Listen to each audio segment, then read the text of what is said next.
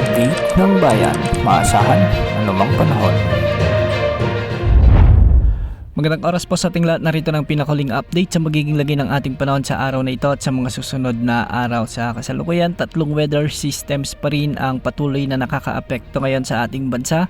Ang Northeast Monsoon, Shearline at ang Easterlies. Ramdam mo ba ang malamig ng panahon sa mga nagdaang araw hanggang sa kasalukuyan?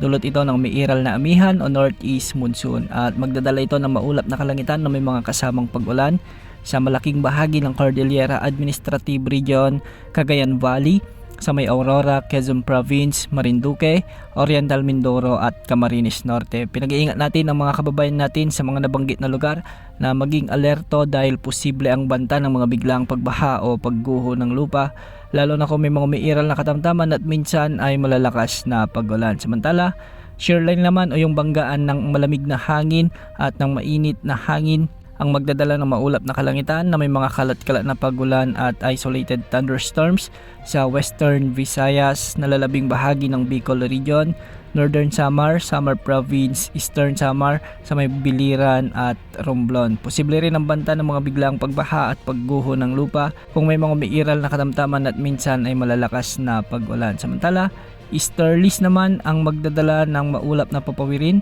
na may mga kalat-kalat na pagulan at pagkidlat pagkulog sa buong Mindanao, Palawan at sa nalalabing bahagi pa ng Visayas. Hindi rin inaalis ang banta ng mga biglang pagbaha o pagguho ng lupa, lalo na kung may mga umiiral na katamtaman at minsan ay malalakas na pagulan. Samantala, dahil pa rin sa amihan o Northeast Monsoon, asahan naman ang maulap na kalangitan na may mga pulupulong mahinang pagulan sa Metro Manila, Occidental Mindoro, ang nalalabing bahagi ng Central Luzon at ang nalalabing bahagi ng Calabarzon.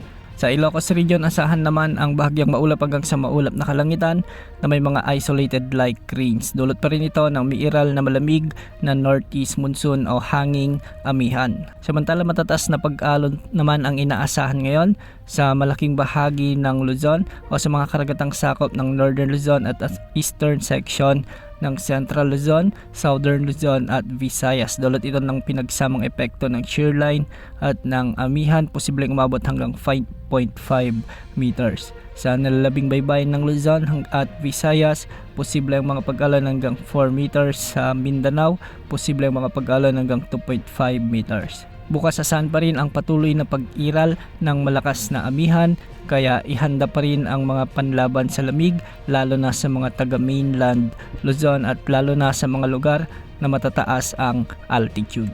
Wala pa rin tayong minomonitor na LPA o bagyo ngayon na posibleng pumasok sa ating area of responsibility sa susunod na 3 hanggang 5 araw. Yan muna ang latest sa lagay ng panahon. Ito pang weather update ng bayan, maasahan anumang panahon.